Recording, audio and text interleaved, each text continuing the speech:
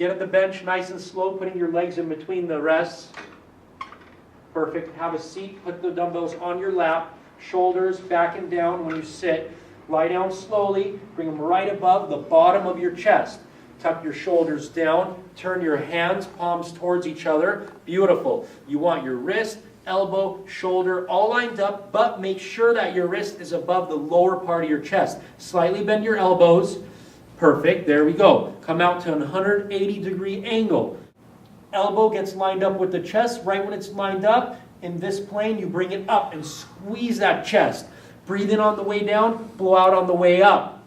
Look at his face. He's looking straight up at the dumbbells. The wrists aren't moving around. The wrists are nice and solid. The elbow is not moving around. The elbow is solid as well.